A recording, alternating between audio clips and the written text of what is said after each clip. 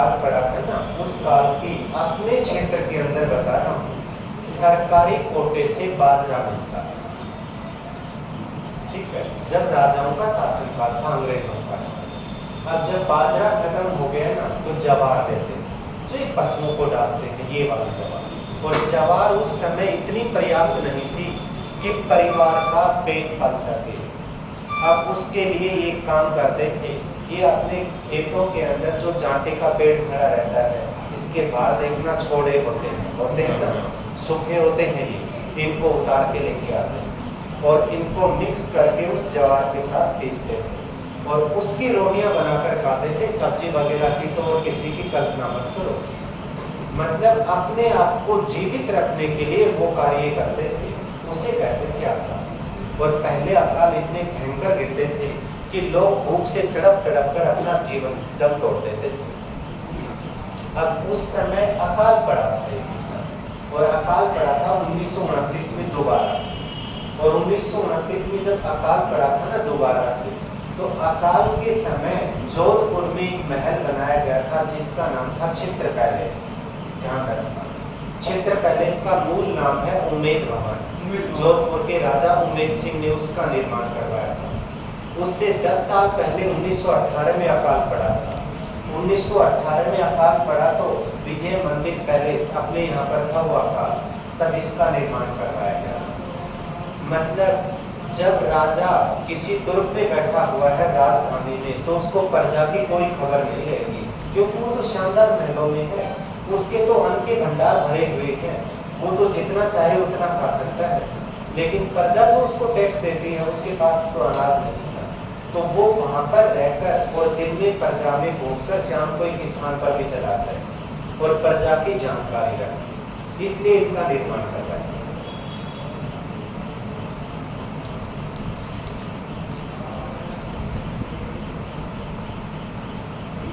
कौन सा दुर्ग है, कहाँ पर है?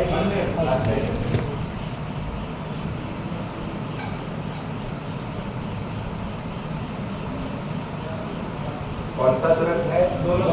दौलत। ये कहाँ पर है? अजमेर। दोनों दुर्ग कहाँ पर बने हुए हैं? अजमेर। अब देखिए, मेरू को छोड़ो, ये नाम पर अजय।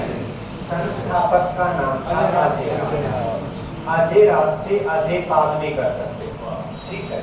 अजय राज चौहान ने 1113 ईस्वी में दुर्ग बनवा दिया। कौन सा? अजय मेरू का। अजय मेरू दुर्ग जब बनवाया तो इसको एक पहाड़ी पर बनवाया गया। कौन सी पहाड़ी पर बनवाया गया? पीठली पहाड़ी के ऊपर इसका निर्माण किया गया। पीठली पहाड़ी पर बना हुआ जो अजय मेरू दुर्ग है, इसका नाम रखा गया गढ़वी। क्या नाम रखा गया? आरपीएससी कहाँ पर है? अजमेर में कहाँ पर?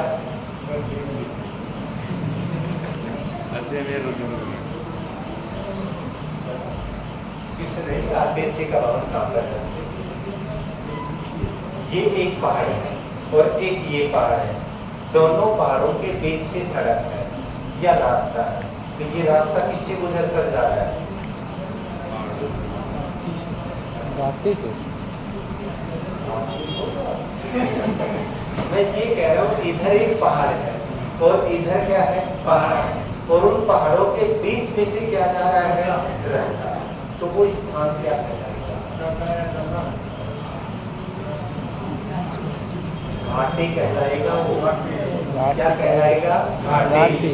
और वहां पर एक घाटी है, और उस घाटी का नाम जो पैरों में बांध के नाचते हैं, घुंघरू घाटी। इसलिए घुंघरू घाटी। और घुंघरू घाटी के अंदर बना हुआ है आरपीएससी का भवन अजमेर। अब दूसरा नाम क्या हो गया? गढ़वी। दूसरा इसका नाम है तारागढ़। उपनाम है। क्या नाम है? तारागढ़। अरावली पर्वत श्रृंखला में बना हुआ है। तो पहाड़ी कौन सी है? अरावली। इसके देखो क्या नाम है? अरावली का अरमान।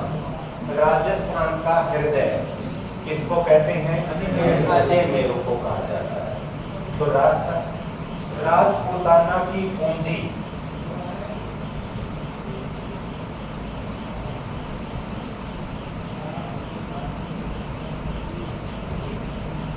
राजस्थान का हृदय, अरावली का अरमान, गढ़ बीटली, तारागढ़, इन सभी उपनामों से जाना जाता है कौन सा दुर्ग? अजय मेरू का दुर्ग। अब ये जो अजय मेरू का दुर्ग है, इस अजय मेरू के दुर्ग में ये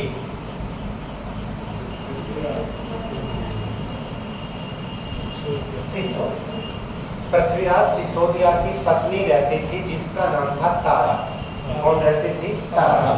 पृथ्वीराज सिसोदिया ने अनेक भवनों का निर्माण करवाकर अपनी पत्नी तारा के नाम पर नाम क्या रख दिया? तारागढ़। तो इसका नाम तारागढ़ करने वाला कौन था? पृथ्वीराज सिसोदिया। साझा का सेनापति था जिसका नाम था विठल दास गौड़। कौन सा था? विठल दास गौड़। विठल दास गौड़ ने दुर्ग का नाम बदलकर रख दिया गढ़बीटली। तो गढ़बीटली नाम करने वाला कौन था? विठल दास गौड़ था। ये जो तारागढ़ का दुर्ग है, ये दुर्ग ऐसा दुर्ग जिसके ऊपर सबसे अधिक कौन से आक्रमण हुए? आंतरिक आक्रमण। तो आंतरिक आक्रमणों का शिकार दुर्ग सबसे अधिक कौन सा था? अजय मेरू यानी तारागढ़। इस दुर्ग को देखने वाला एक यूरोपीय व्यक्ति जिसका नाम ये था बिशप हैबर। कौन सा व्यक्ति था? बिशप हैबर ने देखकर कहा कि अगर दुर्ग का निर्माण यूरोपीय शैली पर किया गया होता तो दूसरा जिब्राल्टर था। ध्यान देना, अगर दुर्ग का निर्माण कौन सी शैली पर किया गया होता? यूरोपीय शैली पर, तो दूसरा क्या था? ये जिब्राल्टर। इसलिए नाम रखा गया राजस्थान का जिब्राल्टर। तो राजस्थान का जिब्राल्टर किसको कहते हैं? राजस्थान का वेल्लोर। कौन सा है? अब दूसरा देखो, ये व्यक्ति तो कौन हो गया? बिशप हैबर हो गया। डॉक्टर हरविलास शारदा और डॉक्टर हरविलास शारदा के अंदर राजस्थान का प्रथम गृह श्रेणी का दुर्ग कौन सा है? तो प्रथम और प्रथम कौन सी श्रेणी का? गृह श्रेणी का दुर्ग डॉक्टर हरविलास शारदा ने अजय है। दुर्ग के अंदर एक ऊंचे स्थान पर दरगाह बनी हुई है। उस दरगाह का नाम है मीरान साहब की दरगाह। किसकी दरगाह बनी हुई है? मीरान साहब। अब देखो, मीरान साहब की जो दरगाह बनी हुई है, मीरान साहब यात्रा के लिए इस्तेमाल करते थे घोड़े का। किसका? इसलिए एकमात्र दुर्ग जिसमें घोड़े की मजार बनी हुई है। तो मीरान साहब के घोड़े की मजार कौन से दुर्ग में है? अजय में। तो यहाँ पर हो गई घोड़े की मजार बनी हुई है। जल आपूर्ति के लिए इसके अंदर जो जलाशय बने हुए थे उनके नाम देखिए। इब्राहिम का झालरा। कौन सा है? इब्राहिम का झालरा, बड़ा झालरा, गोल झालरा।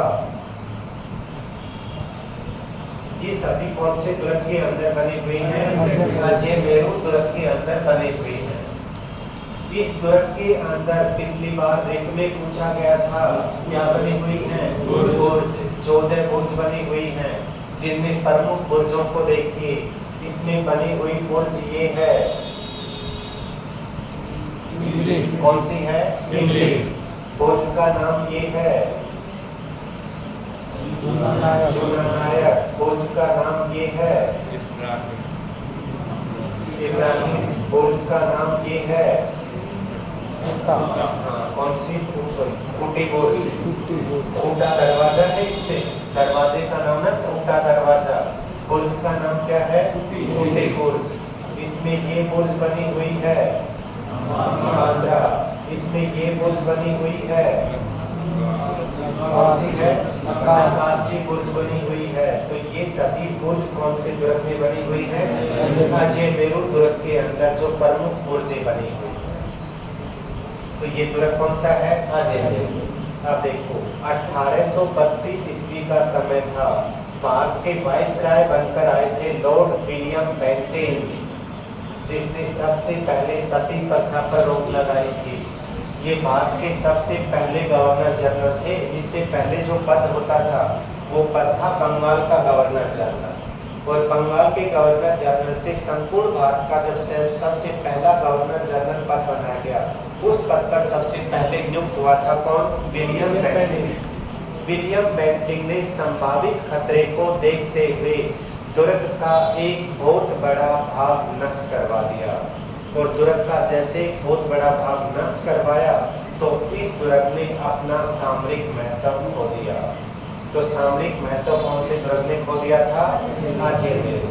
अभी अभी मैंने आपसे एक प्रश्न कहा था, कौन सा युद्ध था जिसके बाद दारा सिखों को औरंगजेब ने कैद किया था? देवराई कब हुआ था? मई 1659। औरंगजेब ने उसको कैद करवा के कहाँ रखा था? आंगनबाड़ी के दुर्ग में। उसी दारा सिखों का जन्म इस दुर्ग में हुआ था। तो मुमताज महल ने शाहजहां के बेटे दारा सिखों को कौन से दुर्ग में जन्म दिया था? अजयमेरू दुर्ग में वो पैदा हुए। दूसरा देखिए 1616 ईस्वी जहांगीर इस दुर्ग में कितने साल रहा था? 3 साल तक इसी दुर्ग में रहा था। जहांगीर को 3 साल बंदी बनाकर भी यहीं रखा गया था। बंदी बनाकर मैगजीन के दुर्ग में। हाँ, मैगजीन का आप भी बताएंगे, अकबर ने बताया। सर थॉमस रो जो जेम्स प्रथम के राजदूत थे, कैप्टन हॉकिंस कंपनी के राजदूत थे। अब कैप्टन हॉकिंस और सर थॉमस रो दोनों जहांगीर के शासनकाल में आए थे। सर थॉमस रो ने जहांगीर से 1616 में मुलाकात की थी। कौन से दुर्ग में?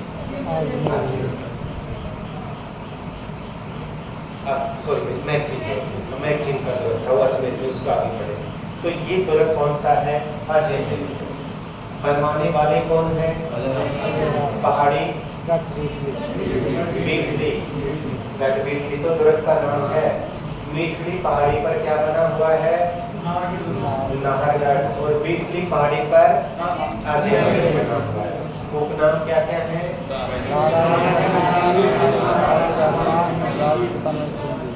बीच में एक और मैंने बताया, लिखा नहीं हो। ये नाम किसने रखा? विठलदास गौर ने। ये नाम विठलदास गौर ने। ये नाम किसने रखा? अब आगे देखो कौन सा दुर्ग है? दौलत खाना।